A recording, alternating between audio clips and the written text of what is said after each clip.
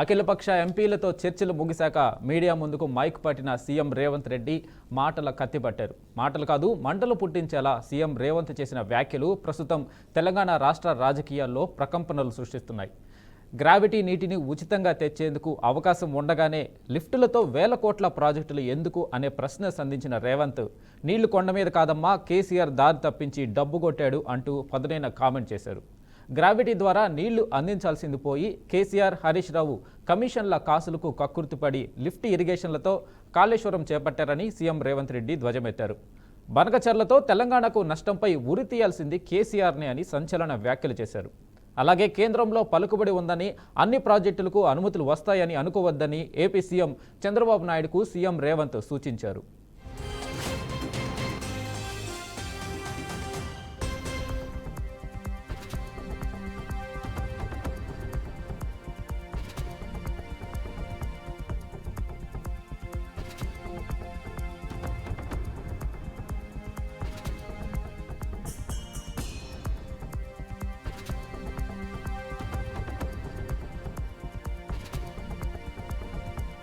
పై కేంద్రానికి లేఖ రాసి ఫిర్యాదులు చేస్తున్నాం. తెలంగాణ ప్రభుత్వం ఈ ప్రాజెక్టుపై నిర్లక్ష్యం చేయడం లేదు.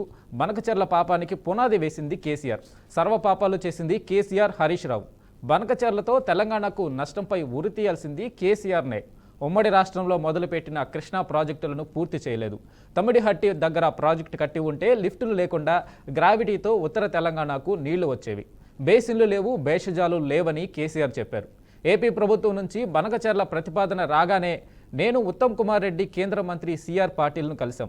బనకచెర్లతో తెలంగాణకు నష్టమని మా అభ్యంతరం తెలిపాం.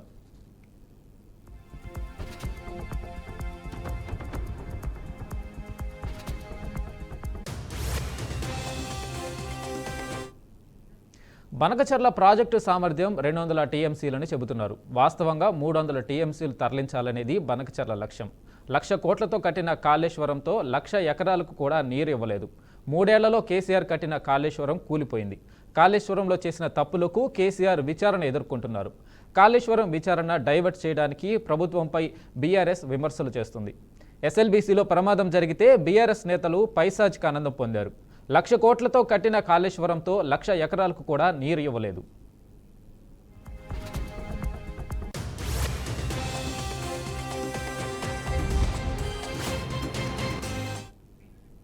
అలాగే ఏపీ సీఎం చంద్రబాబు నాయుడికి కూడా కీలక సూచనలు చేశారు. కేంద్రంలో పలుకుబడి ఉందని అన్ని ప్రాజెక్టులకు అనుమతులు వస్తాయని అనుకోవద్దని చంద్రబాబుకు ఆయన సూచించారు. మోడీతో చంద్రబాబు, చంద్రబాబుతో మోడీకి అవసరం ఉందని, అధికారం మీకు అన్నట్లు వ్యవహరిస్తున్నారని ఆరోపించారు. ప్రధాని మోడీపై ఒత్తిడి తెచ్చి అనుమతులు తెచ్చుకోవడం వల్ల ఇవి పూర్తి కావు. గోదావరి బేసిన్లోని 968 టీఎంసీలు, కృష్ణా బేసిన్లోని 555 టీఎంసీలలో తెలంగాణలో ప్రాజెక్టులు నిర్మించుకుంటాం. అన్నింటికీ ఎన్ఓసీ ఇవ్వండి. ఆ తర్వాత సముద్రంలోకి పోయే నీళ్లు ఏపీ తీసుకోవడానికి ఇబ్బంది లేదు అని సీఎం రేవంత్ రెడ్డి తేల్చి చెప్పారు.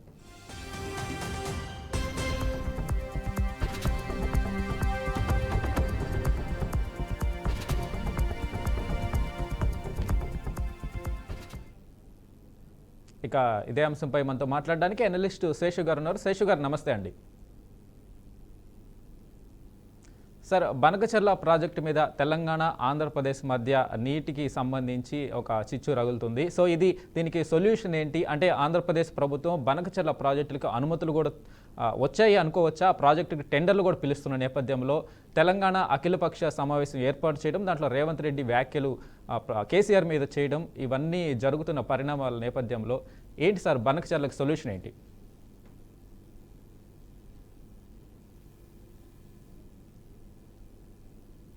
సార్ మ్యూట్లో ఉన్నారు, మీరు అన్మ్యూట్ చేయండి, వినబడట్లేదు వాయిస్. సార్ మ్యూట్లో ఉన్నారు, అన్మ్యూట్ చేయండి సార్. ఇప్పుడు ఓకేనా? ఓకే, ఇప్పుడు వినిపిస్తుంది, చెప్పండి. ఇప్పుడు బనకచెర్ల ప్రాజెక్టుని నిర్మించడానికి ఆంధ్రప్రదేశ్ ప్రభుత్వం శరవేగంగా పావులు కదుపుతుంది. దాన్ని అడ్డుకోవటానికి తెలంగాణ రాష్ట్ర ప్రభుత్వము తన ప్రయత్నాలు మొదలుపెట్టింది అనేటటువంటి విషయాన్ని గమనించాలి. బనకచెర్ల ప్రాజెక్టు ద్వారా గోదావరి నీళ్లు కిందికి వెళ్ళిపోతున్నాయి.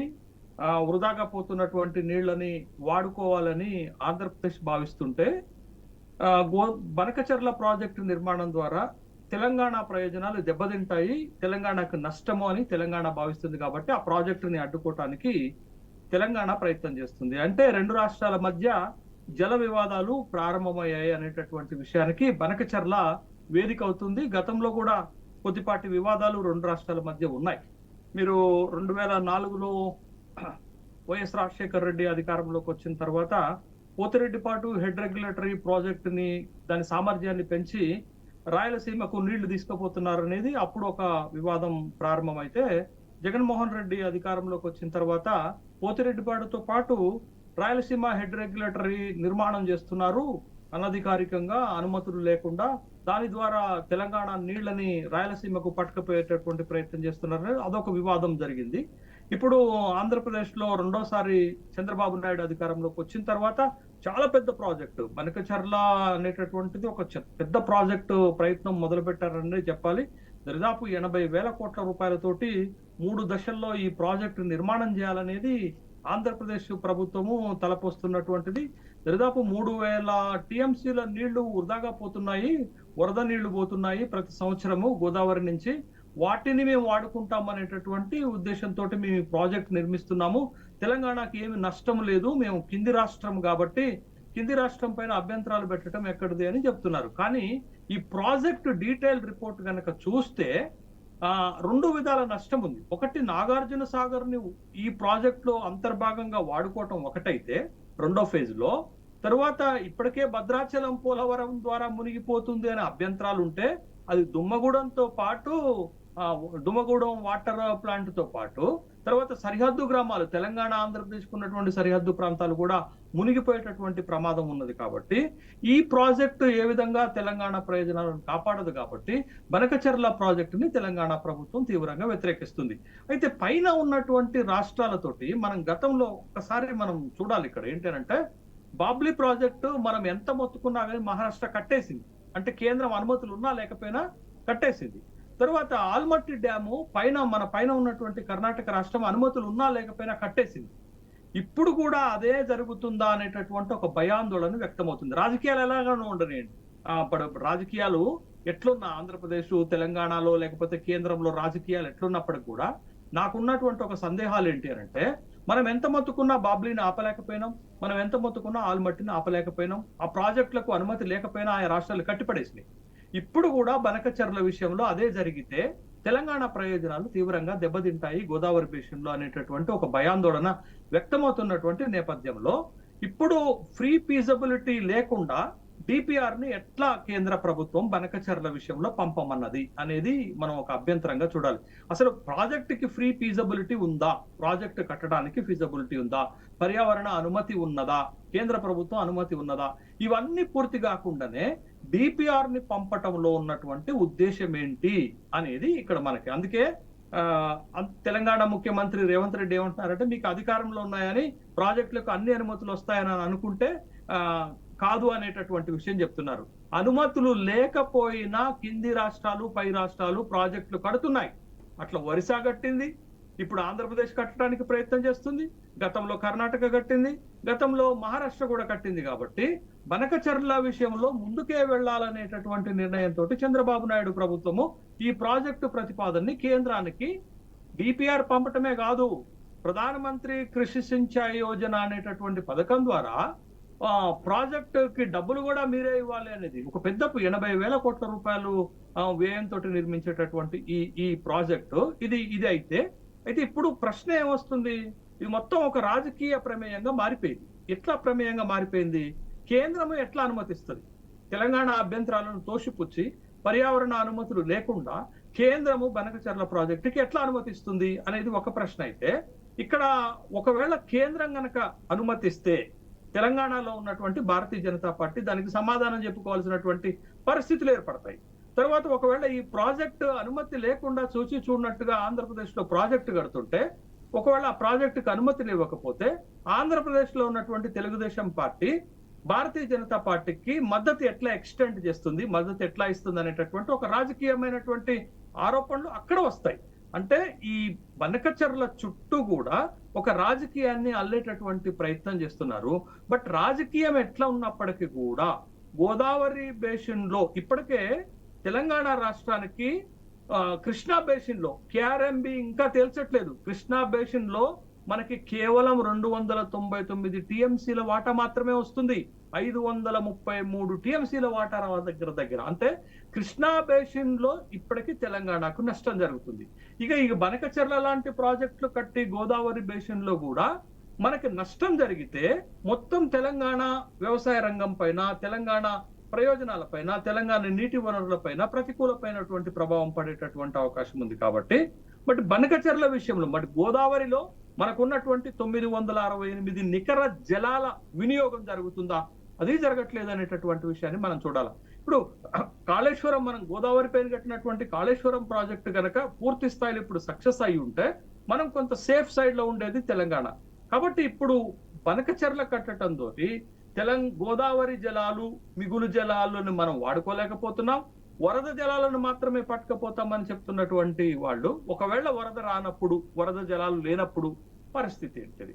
అదొక ప్రశ్న. అయితే రెండోది, మీకు బనకచెర్ల 3 దశల్లో కడుతుంటే పోలవరం కుడి కాలువ ద్వారా కృష్ణా బేసిన్ లో నీళ్లు ఎత్తిపోసి, కృష్ణా బేసిన్ లో ఉన్నటువంటి నీళ్లను నాగార్జున సాగర్ కుడి కాలువ ద్వారా బొల్లేపల్లి రిజర్వాయర్ లో నింపుకొని, బొల్లేపల్లి రిజర్వాయర్ లో నింపుకున్నటువంటి 150 టీఎంసీల నీళ్లని బనకచెర్ల క్రాస్ రెగ్యులేటరీ ద్వారా రాయలసీమకి, తర్వాత ఉమ్మడి నెల్లూరు, ప్రకాశం జిల్లాలకు నీళ్లు ఇచ్చేటటువంటి ప్రాజెక్ట్ అయితే నాగార్జున సాగర్ ని వాడుకునేది. ఇప్పటికే నాగార్జున సాగర్ పరిస్థితి ఏమవుతుందో మనం చూసాం కదా.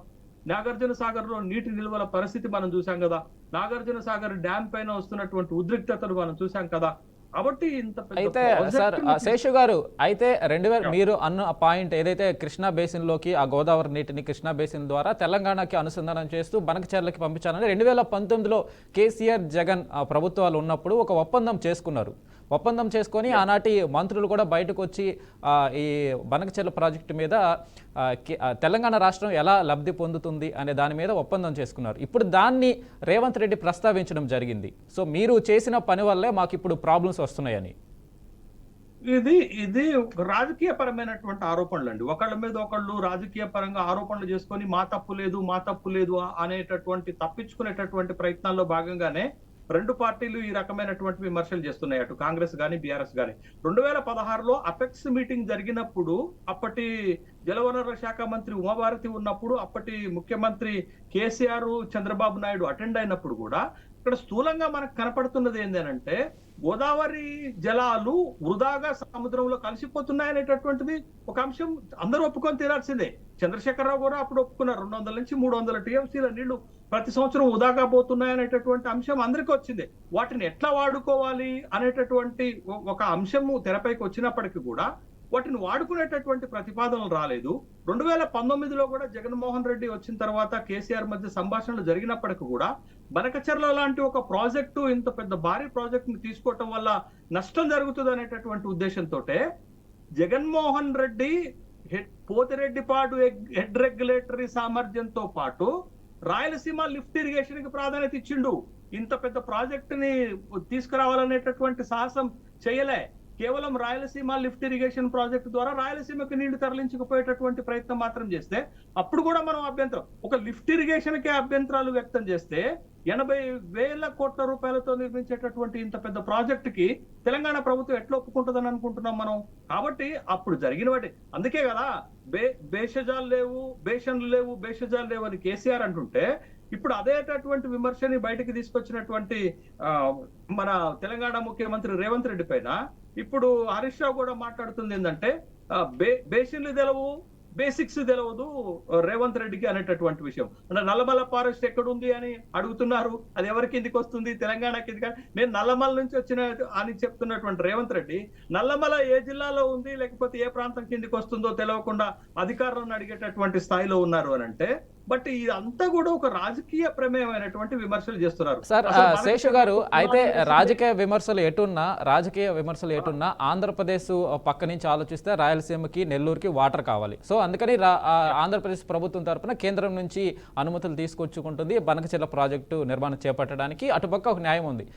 ఇప్పుడు తెలంగాణ రాష్ట్రానికి సంబంధించి ఈ ప్రాజెక్టుని ఆపడానికి ఏదైతే గోదావరి వాటర్ డిస్ప్యూట్ ట్రిబ్యునల్ చట్టము, ఏపీ రీఆర్గనైజేషన్ యాక్ట్ ఏదైతే 2014 ఈ చట్టాలు ఏం చెబుతున్నాయి? దీని ద్వారా ఏవైనా కోర్టుకు వెళ్తే ఈ ప్రాజెక్టులను ఆపే అవకాశం తెలంగాణకు ఉంటుందా? ఇప్పుడు కోర్టుల ద్వారా ఏ ప్రాజెక్టులు ఆపాయి ఒక్కసారి మనం పరిశీలన చేయాల్సినటువంటి అవసరం ఉంది. కింది రాష్ట్రాల అభ్యంతరాలు వ్యక్తం చేస్తున్నప్పటికి కూడా, కేంద్రం అనుమతులు లేకపోయినప్పటికి కూడా నేను చెప్పినటువంటి ప్రాజెక్టులు కట్టారు కదా ఆ రాష్ట్రాలు.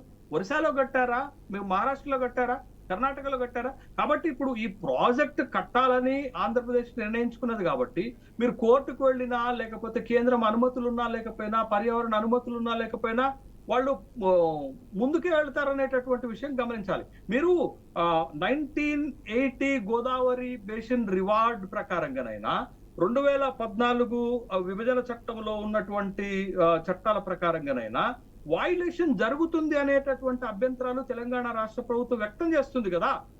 బట్ ఇక్కడ చాలా ప్రధానమైన విషయం, 2 అంశాలు ఉన్నాయి. ఇప్పుడు గోదావరి పోలవరం వల్లనే మనం 7 మండలాలను కోల్పోయింది తెలంగాణ. 7 మండలాలను కోల్పోవటమే కాదు, పోలవరానికి లేకపోతే గోదావరికి వరదలు వచ్చినప్పుడు మీరు చూస్తున్నారు, మనం ఇంతకాలం చూసాము, మనం మొత్తం భద్రాచలం మునిగిపోతున్నటువంటి సందర్భాన్ని మనం చూసాం కదా. గత సంవత్సరం కూడా భద్రాచలం పెద్ద ఎత్తున మునిగిపోయిన సందర్భాన్ని చూసాం కదా. ఇప్పుడు ఈ బనకచెర్ల వల్ల ఈ గోదావరి బనకచెర్ల వల్ల పోలవరం కంటే ఎక్కువ నష్టం జరుగుతుంది అనేటటువంటి ఒక ప్రమాదంని మనం ఊహిస్తున్న సందర్భం ఇదొకటైతే, రెండోది నాగార్జున సాగర్ ని వాడుకుంటున్నారు కదా, దీంట్లో ఆ అనుమతి కావాలి కదా. తెలంగాణ ప్రభుత్వం కూడా ఒప్పుకోవాలి కదా, ఉమ్మడి ప్రాజెక్ట్ కదా. శ్రీశైలం కానీ నాగార్జున సాగర్లు కానీ ఈ 2 ఉమ్మడి ప్రాజెక్టులుగానే కదా విభజన చట్టంలో పొందుపరిచినటువంటి అంశాలు. కాబట్టి ఒకవేళ వరద జలాలను, సముద్రంలోకి వృధాగా పోతున్నటువంటి నీళ్లనే వాడుకునే ఉద్దేశం బనకచెర్లకుంటే దాన్ని మనం అభ్యంతర పెట్టాల్సిన అవసరం లేదు. కానీ ప్రాజెక్ట్ డీటెయిల్ రిపోర్ట్ అట్లా లేదు కదా. ప్రాజెక్ట్ డిపిఆర్ అనేది చాలా ఇబ్బంది, తెలంగాణకు నష్టం జరిగేటట్టుగా ఉంది. తెలంగాణ అభ్యంతరాలను పరిగణలోకి తీసుకొని ఆ అభ్యంతరాలను గనక వాళ్ళు సాల్వ్ చేయగలిగితే ప్రాజెక్టు పైన తెలంగాణకు అభ్యంతరాలు ఉండకపోవచ్చు. కానీ ఇప్పుడు తెలంగాణ అభ్యంతరాలు ఏ విషయాల్లో చెప్తుంది? బనకచెర్ల ప్రాజెక్టు వల్ల ఇగో ఈ నష్టం మాకు జరగబోతుంది అనేటటువంటి అభ్యంతరాలు వ్యక్తం చేస్తున్నప్పుడు ఆ సిడబ్ల్యూసి ఏం చేస్తుంది? కేంద్ర ప్రభుత్వం ఏం చేస్తుంది? కేంద్ర జలశక్తి శాఖ మంత్రులు ఏం చేస్తున్నారు? సిఆర్ పాటిల్ ఏం చేస్తున్నారు? అంటే ప్రాజెక్ట్ ప్రీ ఫీజబిలిటీ ప్రాజెక్టుకు ఉందా? పర్యావరణ అనుమతి ఉందా? ఉంటే ఏ బేస్ తో ఇచ్చారు? కింది పైన ఉన్నటువంటి రాష్ట్రం యొక్క అభ్యంతరాలు ఏంటది? ముఖ్యంగా తెలంగాణ వ్యక్తం చేస్తున్నటువంటి అభ్యంతరాలు ఏంటి? వీటన్నిటిని పరిగణలోకి తీసుకోవాల్సినటువంటి అవసరం ఉంది కదా. అయితే ఈ ప్రాజెక్టుకి అంకురార్పణ జరిగింది కేసీఆర్ వల్లనే అని రేవంత్ రెడ్డి గారు విమర్శిస్తున్నారు. పోనీ అలానే అనుకుందాం, మీరు ఇప్పుడు ప్రాజెక్ట్ని ఆపడానికి ఏం చేస్తారు? ప్రాజెక్టును ఆపటానికి మీకున్నటువంటి మార్గాలు ఏంటి? కేంద్ర మంత్రి సిఆర్ పాటిల్కి, కేంద్ర మంత్రులకి సిఆర్ పాటిల్కి లేఖలు రాయడము, ఏదైతే బీజేపీ మంత్రుల చేత కూడా లేఖలు రాయించడము, లేకపోతే కాంగ్రెస్ పార్టీ లేఖలు రాయడము, వీళ్ళ అభ్యర్థించడము, ఇవన్నీ వర్కౌట్ అవుతాయా? ఎందుకంటే ఆంధ్రప్రదేశ్ ప్రభుత్వానికి అక్కడ కేంద్రంతో ఈ ప్రయత్నాలతోటి ప్రాజెక్టుని ఆంధ్రప్రదేశ్ ఆపుతుందండి. ఈ ప్రయత్నాలతోటి ప్రాజెక్టు నుండి వెనుకకు పోతుందా ఆంధ్రప్రదేశ్ ప్రభుత్వం? బాబ్లీ కోసము ఫిజికల్ పోరాటం జరిగింది. బాబ్లీ కట్టొద్దని బాబ్లీ ప్రాజెక్టు దగ్గరకి ఇదే తెలుగుదేశం పార్టీ ఉమ్మడి ఆంధ్రప్రదేశ్ లో ఉన్నప్పుడు పెద్ద ఉద్యమాన్ని చేపట్టింది. బట్ ఆ ప్రాజెక్టుని ఆపలేకపోయినాం కదా. మరి ఇవాళ ఈ ప్రయత్నాలతోటి ఇప్పుడు సిఆర్ పార్టీలు కలవటం, కేంద్రానికి లెటర్స్ రాయటం, సిడబ్ల్యూసికి లెటర్లు రాయటం, అఖిలపక్ష సమావేశాలు ఏర్పాటు చేయటం, కోర్టుకు వెళ్ళేటటువంటి ప్రయత్నాలు చేయటం, ఈ అన్నిటి ప్రయత్నాలతోటి ఆంధ్రప్రదేశ్ ప్రభుత్వము బనకచెర్ల ప్రాజెక్టు కట్టకుండా వెనుకకు పోతుందా అనేది ఒకటి. పోనప్పుడు మనం చేయాల్సినటువంటి అతిపెద్ద ప్రయత్నం ఏంటి అంటే, చట్టం ప్రకారంగా సిడబ్ల్యూసి వాటాల ప్రకారంగా మనకి గోదావరి జలాలలో వచ్చినటువంటి 968 టీఎంసీలను నీటిని పూర్తి స్థాయిలో వినియోగం చేసుకునేటటువంటి ప్రయత్నాలన్నా మనం చేసుకోవాల్సినటువంటి అవసరం ఉంటుంది. కాబట్టి మనం ఎంత చేసినప్పటికీ కూడా ఈ ప్రయత్నాన్ని ఆంధ్రప్రదేశ్ బనకచెర్ల ప్రాజెక్టు కట్టకుండా ఆపేటటువంటి ప్రయత్నం కేంద్రం సీరియస్ గా చేయాల్సినటువంటి అవసరం ఉంటుంది. బట్ కేంద్రం ఆ పని చేస్తుందా? కేంద్రం ఇవాళ తెలుగుదేశం ప్రభుత్వం మద్దతుతోటే సెంట్రల్ గవర్నమెంట్ నడుపుతుంది కాబట్టి ఆ స్థాయిలో తెలంగాణకు ఎందుకు సహకరిస్తుంది అనేటటువంటి ఒక ప్రశ్న కూడా మనం వేసుకోవాల్సినటువంటి అవసరం ఉంది. కాబట్టి భవిష్యత్తులో ఈ ప్రాజెక్టు వలన తెలంగాణ ఆంధ్రప్రదేశ్ కు మధ్య జల జగడాలు ముదిరేటటువంటి అవకాశం చాలా స్పష్టంగా కనపడుతుంది. బట్ ప్రాజెక్టుని ఆపటానికి తెలంగాణ ప్రభుత్వం పూర్తి స్థాయిలో ప్రయత్నం చేయాలి. తన అభ్యంతరాలు ఏంటో కేంద్ర ప్రభుత్వం ముందు, సిడబ్ల్యూసి ముందు పెట్టాల్సినటువంటి అవసరం ఉంది. నాగార్జున సాగర్ ని బనకచెర్లకు కూడా వాడుకునేటటువంటి ప్రయత్నం తీవ్రమైనటువంటి అభ్యంతరకరం. రెండోది, బనకచెర్ల వల్ల తెలంగాణలో ఉన్న ప్రాంతాలు మునిగిపోతున్నాయి, తెలంగాణలో ఉన్నటువంటి ప్రాంతాలకు నష్టం జరిగేటటువంటి అవకాశం ఉంది. అది కూడా అభ్యంతరకరం అనేటటువంటి విషయాన్ని గమనించాలి. కాబట్టి టోటల్ గా ఒకవేళ ప్రాజెక్టుని ఆపలేకపోతే తెలంగాణ అభ్యంతరాలను పరిగణలోకి తీసుకొని ప్రాజెక్ట్ డీటెయిల్ రిపోర్ట్లైనా మార్పులు చేర్పులు చేయాల్సినటువంటి అవసరం ఉంది.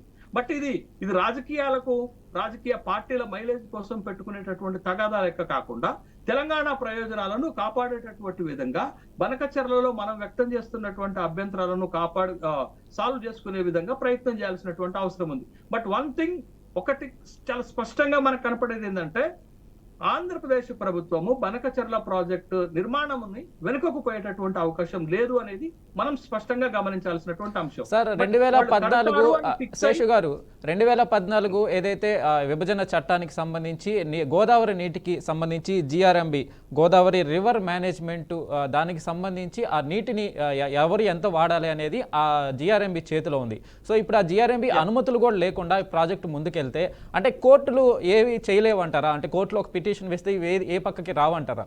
అనుమతులు లేకుండా, జిఆర్ఎంబి అనుమతులు లేకుండా. ఇప్పుడు కాదండి, గోదావరి బేసిన్ లో ఉమ్మడి ఆంధ్రప్రదేశ్ కి దరిదాపు ఇచ్చినటువంటి కెపాసిటీ ఎంత అండి? 1486 టీఎంసీలను వాడుకునేటటువంటి అవకాశం ఉంటే, విభజన జరిగిన తర్వాత మనకిచ్చినటువంటిది 968 టీఎంసీలు, ఆంధ్రప్రదేశ్ కి ఇచ్చింది 518 టీఎంసీలు వాడుకునేటటువంటి అవకాశం ఇచ్చింది. బట్ ఇది కాదు, బనకచెర్ల ప్రాజెక్ట్ కడుతున్నది నికర జలాల పైన కాదు, వరద జలాలను లేకపోతే సముద్రంలోకి వృధాగా పోతున్నటువంటి నీళ్లను వాడుకునేటటువంటి ప్రయత్నంతో మేము ఈ ప్రాజెక్టు కడుతున్నామని చెప్తున్నటువంటి సందర్భం ఉంది. కాబట్టి ఈ విషయాల్లో కోర్టుల జోక్యం చాలా పరిమితంగా ఉంటుంది. కోర్టుల జోక్యంతో ఈ దేశంలో ఆగిపోయిన ప్రాజెక్టులు ఎక్కడన్నా మనకు కనపడుతున్నాయా? అందుకే ముఖ్యమంత్రి గారు కూడా స్పష్టంగా అఖిలపక్ష మీటింగ్ లో, లేకపోతే ఇవాళ సిఆర్ పాటిల్ని కలిసినటువంటి సందర్భంలో జరిగినటువంటి ప్రెస్ మీట్ లో చెప్తున్నటువంటిది ఏంటి అని అంటే, గోదావరి బేసిన్ లో మనకి నికర జలాలుగా వస్తున్నటువంటి 968 టీఎంసీలను, తర్వాత కేఆర్ఎంబి ద్వారా మన కృష్ణా రివర్ బోర్డ్ లో వచ్చేటటువంటి 530, కానీ ఇప్పుడు వస్తుంది 299 టీఎంసీలు మాత్రమే కదా, 533 టీఎంసీలు. సరే, అక్కడ ఉన్నటువంటి వివాదాన్నైనా సిడబ్ల్యూసి కానీ కేంద్ర ప్రభుత్వం కానీ ఆంధ్రప్రదేశ్ కి తెలంగాణకు మధ్య ఉన్నటువంటి జగడాన్ని సాల్వ్ చేస్తుందా? అక్కడ చేయట్లేదు. అంటే కేంద్రము ఒక విధంగా రెండు రాష్ట్రాల మధ్య జల జగడాలు మరింత ముదరటానికి కారణమవుతుంది అనేటటువంటి అభిప్రాయం మనకు కలగట్లేదా? మనం కేఆర్ఎంబి పైన అభ్యంతరాలు వ్యక్తం చేస్తున్నాం కదా, కానీ గతంలో మీరే ఒప్పుకున్నారు 299 టీఎంసీల కంటే ఆనాడు ఉన్నటువంటి పరిస్థితులలో ఒప్పుకోవాల్సినటువంటి అవసరం ఉంది. దాని తర్వాత రివైజ్డ్ చేసేటటువంటి కార్యక్రమం చేస్తామని హామీ కూడా ఇచ్చారు. బట్ దాన్ని రివైజ్డ్ చేయాల్సినటువంటి అవసరం ఉంది. 533 టీఎంసీలకు మనకి నికర జలాలు ఇవ్వాల్సినటువంటి అవసరం ఉంది. బట్ ఇక్కడ కూడా 968 టీఎంసీల నికర జలాలు వాడుకునే విధంగా మనకు అనుమతులు ఇవ్వాల్సినటువంటి అవసరం ఉంది. మరి అదే ఆంధ్రప్రదేశ్ కి ఇచ్చేటటువంటి అనుమతులు తెలంగాణ కూడా ఇస్తారా? కాళేశ్వరం ప్రాజెక్టు మొదలు పెట్టిన తర్వాత మనకు అనుమతులు వచ్చాయి. మీరు గమనించాల్సిన విషయం ఏంటంటే, అన్ని అనుమతులు వచ్చిన తర్వాత కాళేశ్వరం ప్రాజెక్టు మొదలు పెట్టలేదు. కాళేశ్వరం ప్రాజెక్టు మొదలు పెట్టిన తర్వాత చాలా అనుమతులు వచ్చాయి మనకి. సరే, బనకచెర్ల ప్రాజెక్టు ముందుకెళ్తే కాళేశ్వరం ప్రాజెక్టు కూడా నిరుపయోగం అయ్యే అవకాశం ఉంది కదా? ప్రాజెక్టు నిరుపయోగం ఎప్పుడు అవుతుంది? అక్కడ జలాలు లేనప్పుడు, లేకపోతే వర్షాలు సరిగా పడకుండా, వరద జలాలు రానప్పుడు, నీళ్లు లేనప్పుడు మీరు అనేటటువంటి ప్రశ్న ఉత్పన్నమవుతుంది. బట్ కొంత మేరకు వర్షపాతం ఉన్నంత వరకు కూడా ఈ ప్రశ్న ఉత్పన్నం కాదు. బట్ సగటున ప్రతి సంవత్సరము 200 నుంచి 300 టీఎంసీలు గోదావరి జలాలు సముద్రంలో కలిసిపోతున్నాయనేది రెండు రాష్ట్రాలు అంగీకరించినటువంటి విషయమే కదా. వాటిని ఎట్లా ఉపయోగించుకోవాలనే దగ్గరే సమస్య తలెత్తింది. వాటిని ఉపయోగించుకునేటటువంటి క్రమంలో 200 నుంచి 300 టీఎంసీలను ఉపయోగించుకునేటటువంటి క్రమంలో బనకచెర్ల ప్రాజెక్టు డిపిఆర్ వాళ్ళు తయారు చేసుకుంటే వాళ్ళు ప్రాజెక్టు కట్టుకోవడానికి అభ్యంతరం లేదు. ఆ ప్రాజెక్టు కట్టడం వల్ల తెలంగాణకు జరుగుతున్నటువంటి అంశాలపైనే అభ్యంతరం. బట్ వాటిని సరిచేయాల్సింది సిడబ్ల్యూసి చేయాలి, కేంద్ర జలశక్తి శాఖ చేయాలి, కేంద్ర ప్రభుత్వం చేయాలి. బట్ అదే కదా మన అభ్యంతరాలు. డిపిఆర్ ని ఫ్రీ ఫీజబిలిటీ లేకుండా, అంటే ప్రాజెక్టుకు ముందస్తు అనుమతులు లేకుండా మీరు డిపిఆర్ ని ఎట్లా అడుగుతారు? ఒకవేళ sir. మీరు డిపిఆర్ ని అడిగి డిపిఆర్ ని కనుక ఆమోదిస్తే ప్రాజెక్ట్ కి క్లియరెన్స్ ఇచ్చినట్టే కదా. ప్రాజెక్ట్ కట్టుకోవటంలో ఎలాంటి అడ్డంకులు ఉండవు కదా. ఇప్పుడు Yes. Already Telangana Right. Andhra Pradesh ప్రభుత్వం డిపిఆర్ తయారు చేసి కేంద్రానికి పంపింది. రైట్, థ్యాంక్ యూ, మరి ఇది కదా. థ్యాంక్ యూ శేషు గారు, మీ విశ్లేషణ అందించినందుకు థ్యాంక్ యూ అండి. సో బనకచర్ల ప్రాజెక్టు ఆంధ్రప్రదేశ్ తెలంగాణ రాజకీయ నాయకుల మధ్య చిచ్చు పెట్టినట్లయితుంది. దీన్ని కేంద్రం ఎలా పరిష్కరిస్తుంది, అసలు పరిష్కరిస్తుందా లేదా, రాజకీయ లబ్ధి కోసం కాకుండా ప్రజల మనోభావాలకి, ప్రజల శ్రేయస్సుకి ఆశించి ఈ రెండు రాష్ట్రాలు చర్చల ద్వారా ఈ సమస్య ఏమన్నా పరిష్కరించుకుంటాయా అనేది కూడా ఆసక్తికరంగా మారింది. సో